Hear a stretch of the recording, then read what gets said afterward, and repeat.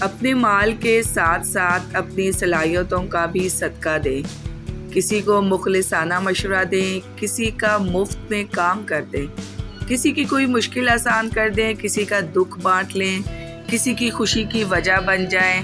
آپ کی اپنی مشکلیں، پریشانیاں اور بلائیں ٹلتی جائیں گی انشاءاللہ۔ توکل سے قسمت بعد میں اور دل پہلے بدل جاتا ہے، دل کو قرار آ جاتا ہے اور انسان رب کی رضا میں راضی ہو جانا سیکھ جاتا ہے۔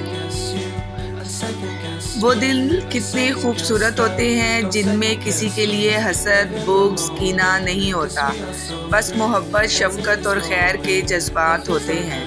ایسے دل بہت قیمتی اور اپنے اور سب کے لیے سکون و عافیت کا سبب ہوتے ہیں۔ اپنے دلوں پہ محنت کیجیے کہ ان کو ایسے ہی قیمتی اور پرسکون بنائیں۔ جو کان موسیقی سننے کے عادی ہوں وہ کان قرآن پاک کی لذت کو محسوس نہیں کر سکتے۔ اگر آپ قرآن پاک کی لذت کو محسوس کرنا چاہتے ہیں تو موسیقی سننا چھوڑ دیں۔ درد روح میں ہو تو دوا کام نہیں آتی، کچھ تکلیفوں کا علاج سجدہ ہے۔ الحمدللہ کہنے کی عادت ڈالیں کیونکہ اللہ پاک شکر گزاروں سے بہت محبت کرتا ہے۔ کچھ رشتے اللہ تعالیٰ خود ختم کرواتا ہے تاکہ ہماری زندگی خراب نہ ہو سکے۔ بے شک وہ جو کرتا ہے بہتر کرتا ہے۔ تمام رکے ہوئے کام اور بند دروازوں کی چابی بس ایک ہی ہے جسے استغفار کہتے ہیں۔ کسی کا بھلا نہ ہو سکے تو برا کرنے کی کوشش نہ کرو۔ دنیا کمزور ہے لیکن دنیا بنانے والا نہیں۔ کسی جاہل ہی کے گھر میں عورت ذلیل کی جاتی ہے جبکہ نیک لوگوں کے گھروں میں عورت امیر اور راجکماری تصور کی جاتی ہے۔ تبھی تو یہ محاورہ بولتے ہیں، انہیں صرف باعزت لوگ ہی عزت بخشتے ہیں اور کمینے لوگ انہیں ذلیل و رسوا کرتے ہیں۔ یہ دیکھو یہ پڑا ہے حسن، جوانی، ڈگریاں، تکبر، انا، لڑائی جھگڑے، نفرتیں، حسد، بغض، ترقی، عہدے، بنگلہ، گاڑی، اکڑ، دولت، شہرت، حاصل اور لا حاصل محبتیں۔ سنہری الفاظ۔ زبان دراز لوگوں سے ڈرنے کا کوئی فائدہ نہیں، وہ تو شور ڈال کر اپنی بھڑاس نکال لیتے ہیں، لیکن ڈرو ان لوگوں سے جو سہ جاتے ہیں، کیونکہ وہ معاملہ اللہ کے سپرد کر دیتے ہیں۔ جہاں ناانصافی کی گنجائش نہیں ہوتی کیونکہ وہاں دیر ہے اندھیر نہیں۔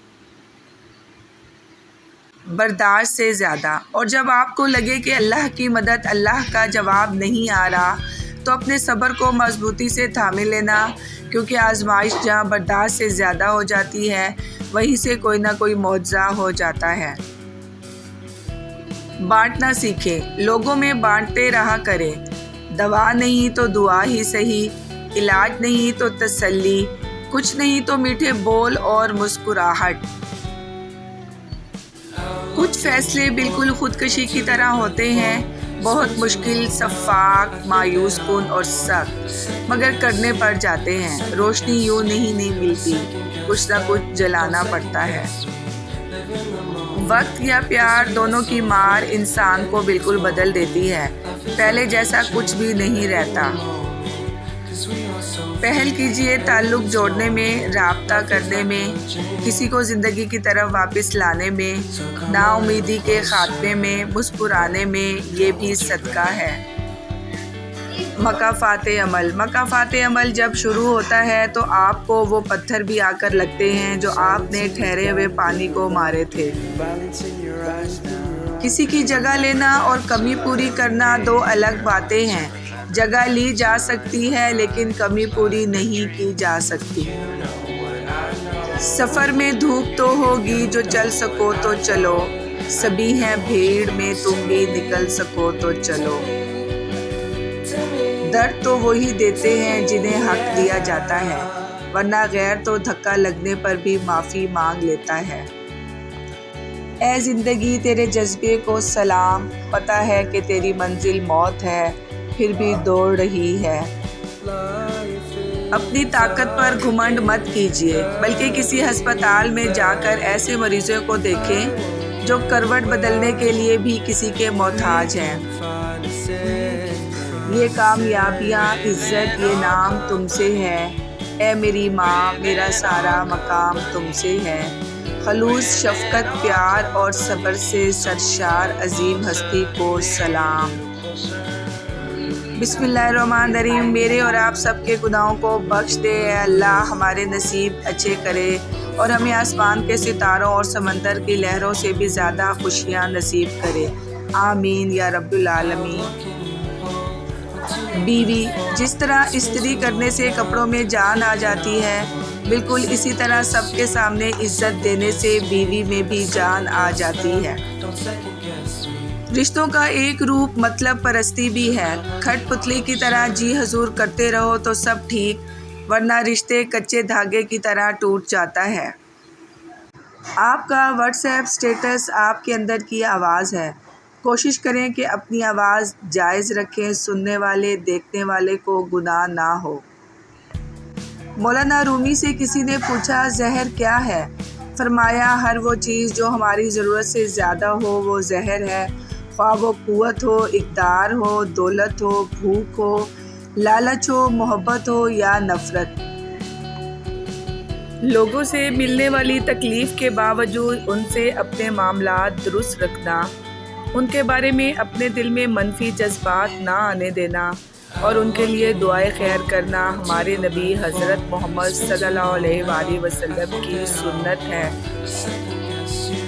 جب آپ کی ذات سے کوئی انسان 2 قدم پیچھے ہٹ رہا ہو تو کوشش کریں کہ آپ 4 قدم پیچھے ہٹ جائیں۔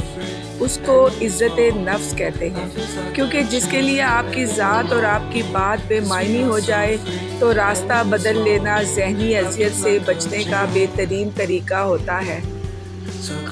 اگر کسی دن لوگ تم سے پوچھیں کہ غمزدہ کیوں ہو تو سچائی کے ساتھ جواب دینا کہ استغفار کی کمی اور قرآن کو چھوڑ دینے کی وجہ سے۔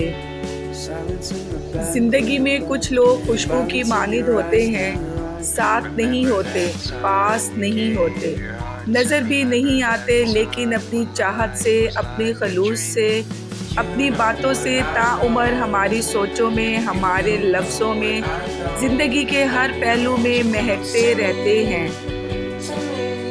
تعلیم کو کبھی بھی ذہانت سے نہ الجھائیں، آپ PhD ہو کر بھی بے وقوف ہو سکتے ہیں۔